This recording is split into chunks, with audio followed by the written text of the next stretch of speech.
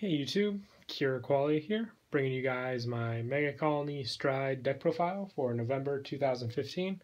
It's a really fun deck. The lock, not really lock, but paralyze concept with Megacolony always was kind of annoying for your opponent to deal with. And with the Stride, it just got worse. So let's go ahead and get through the deck profile. I run 4 of the Stun Beetle. Basically, this guy is you counterblast 2 and choose a copy of himself from your stride zone, turn it face up. When this unit attack hits, your opponent cannot stand their Vanguard next turn, and also they cannot ride over their Vanguard unless it's, with a superior ride. So basically this stops your opponent from even attacking with your Vanguard at all during their next turn, but the fact that it has to hit is, what limits this card. So it's pressure with the Vanguard, which is really good. And I also run 3 Para Spear. He's the draw power early game because Stun Beetle is a Gen Break 2. So you ride him first and rest all of your opponent's units, and then if 3 or more are rested, you draw a card, and this unit gets plus 5,000. So draw power along with, unit power as well. Good early game card and late game card. And I also run 1 Jaggy Jevil. When this card hits, you paralyze 2 of your opponent's rear guards, just like running one of him, just tech-wise, for those rear guard dependent decks.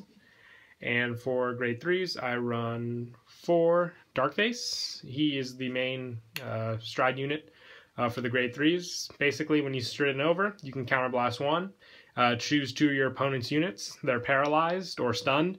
And if they're still stunned by the end of your opponent's next turn, you draw a card for each one. So he's the draw power. Either your opponent's going to minus themselves by getting rid of those units, or, find a way to restand them. And his Gen Break 2, you Soul Blast 2 when your opponent calls a unit to rest it. So it's pretty much that unit they called is just wasted. So you really want to play around that Soul Blast because his deck doesn't hit Soul too much, so you're going to want to make it count.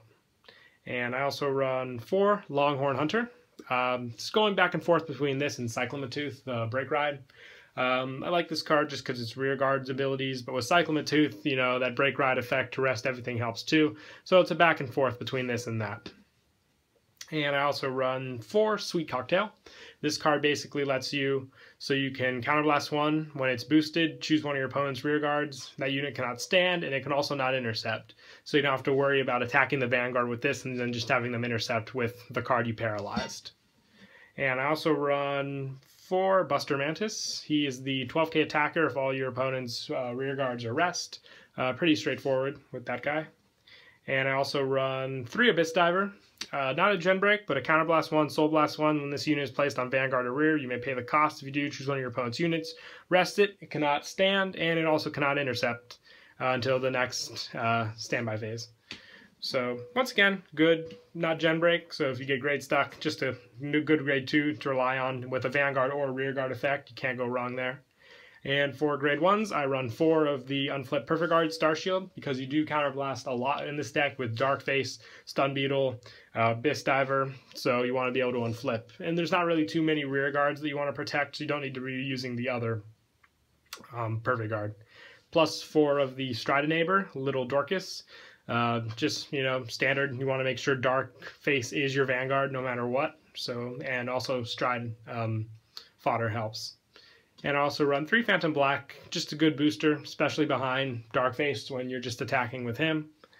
And I also run 3 Machining Mosquito. Probably want to bump this up to 4, take out 1 Phantom Black, but I don't have any more Mosquito at the moment.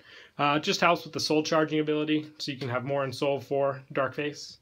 And for grade 0s, I run your starter, Crime Bug. You paralyze one of your opponent's rear guards by counterblasting. Actually, you don't even counterblast. You just put this card in the soul, which makes it so great.